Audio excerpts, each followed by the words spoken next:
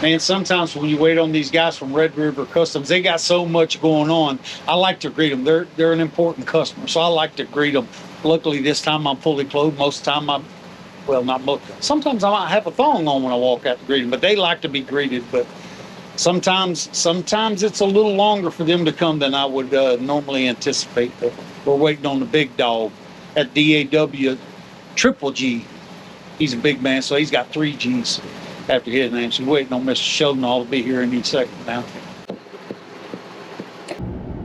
Man, I guess it's time for us to ride out here and check on those Tex and Critter and see what they got going on pinstriping.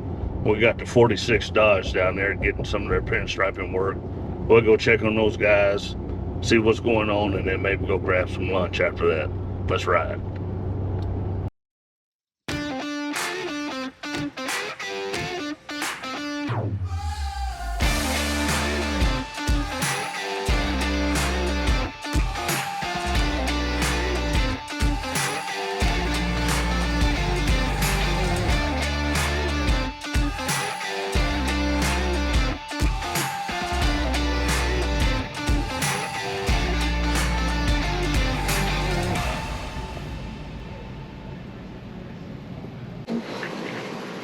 The big dog. What's up, man? Good to see you, brother. Everything going your way? It is. There you go. You blessed? Man, if I was any better, I'd probably have to be Come you. on, come on. I got the Doge almost done. You know, I wanted to make sure that y'all guys could see that everything we do on there is all hand done. I mean, I know I've been doing this stuff for y'all forever. You've seen me in a shop. But sometimes people think that you go in there and you put a paint mask or something up there and you paint everything. Right. So I let this last little bit. Right now it's the Doge. In a little bit it'll be the Dodge. There you go. So I got just a little bit more to go, so I just figured I'd give you a little demo there. All right. Every time I'm at your shop, you're always sitting around watching me do this stuff. So Yes, sir. I know you like it. At my age, it's a little more effort to get down. Well, Sheldon, do you want to come and try this? No, man. No? I don't have that steady hand like you guys. Okay. So I better leave it up to the expert. All right.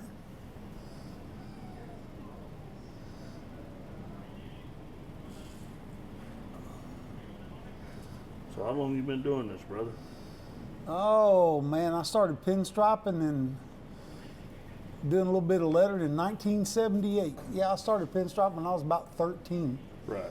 Went to a car show and saw an old boy doing this stuff and figured, I said to myself, I think I need to be doing that. So, yeah, I started practicing and playing around with it, did it through high school, and did it when I was in the Navy, and seems like I've done it forever. It seems like it's what my daughter says. I've always seen you with a brush in your hand. Right.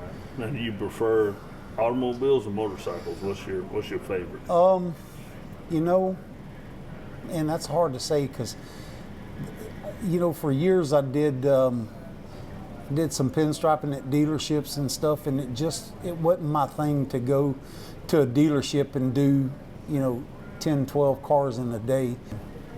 And so I just kind of stuck with the hot rods, and then it just led into the motorcycle thing. And you know me, man, I'm a Harley guy, and I've got several Harleys in there. And you know, it was originally just going to Daytona and Sturgis and Myrtle Beach and Laconia and that kind of stuff, right. Pinstriping.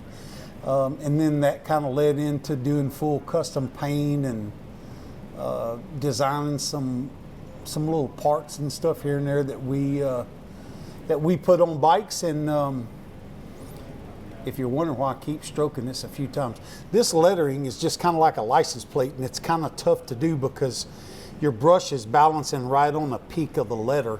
Okay. So you have to just try to keep a straight enough line across there. And this letter looks a little funky, but believe it or not, that is actually following the exact shape. Okay. This part right here was always a little weird to me, but I was going to jump in there and try it, but you started going. I know.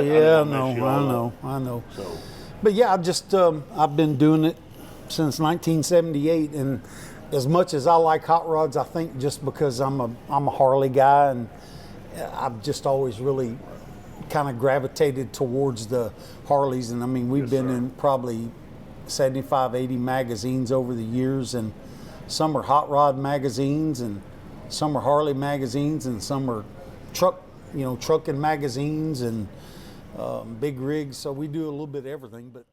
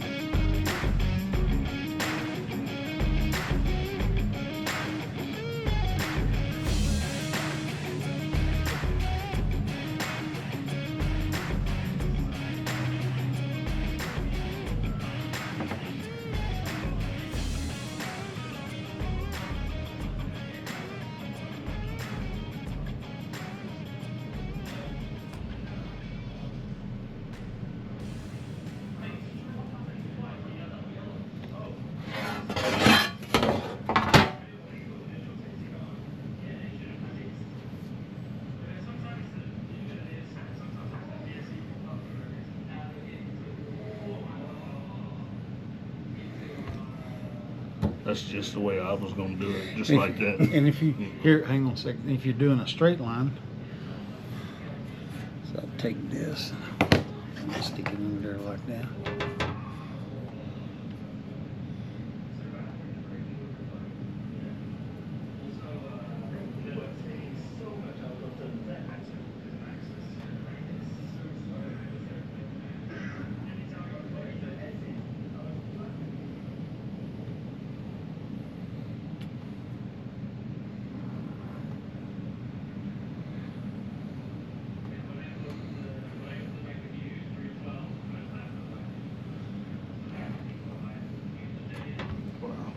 That's great. Watch him be a natural. So I did this in art class. Best you'll So- ever see because he's a natural. Watch it, flat on the top, Yes, and the sir. bottom is curved. That's why I call it a sword striper, because it's shaped like a sword. I got So you. the curve is always at the bottom. All right. So sometimes I grab it real quick and I just look, because when you're paddling, you can't tell top from bottom. So I see a little notch. Yes, sir. That's just telling me it's a top. So when Okay. you hold it, Okay.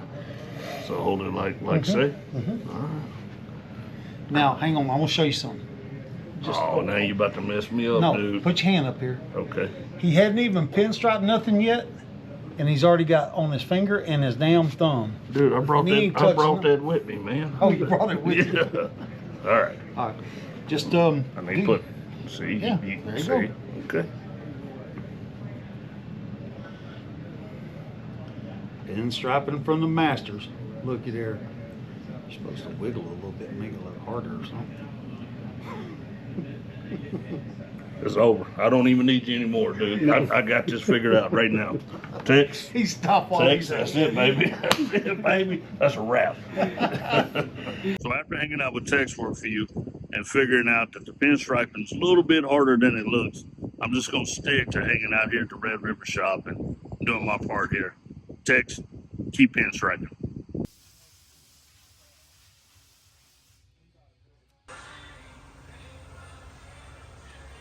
Oh, hello guys.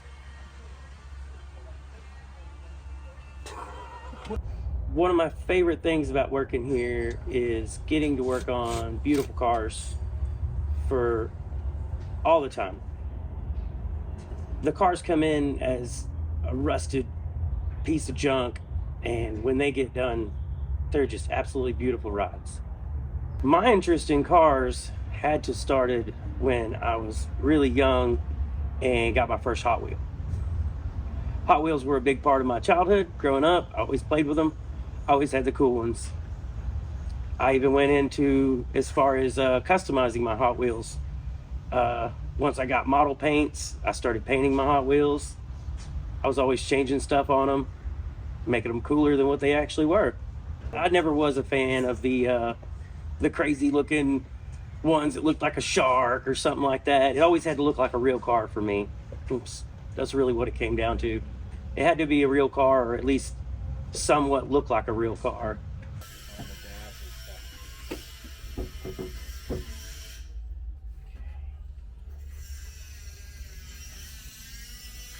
We're lucky with this one because, you know, there wasn't 14 different things thrown into the console, like a TV screen and air conditioner vents, all kinds of stuff, man. They, you know, a lot of lock switches, power window switches, yeah, USB ports and stuff. Like, it gets wild, man. And then, you know, your boss keeps saying, "Hey, I want this in the console. I want that in the console. I want this in the console," and you're like, "Well, how are we gonna fit all that stuff in the console? The console's only this big."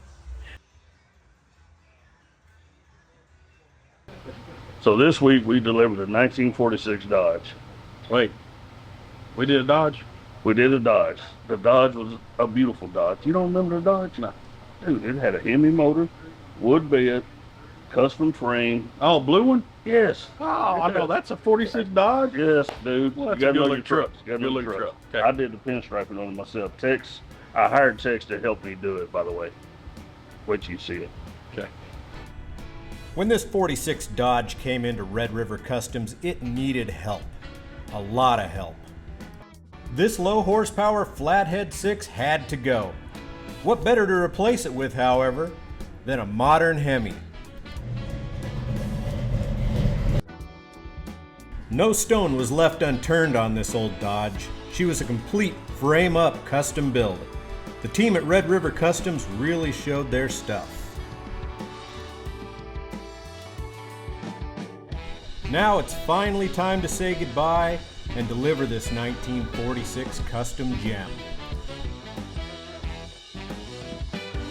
We end this day with the delivery of yet another custom hot rod and another satisfied client for Red River Customs.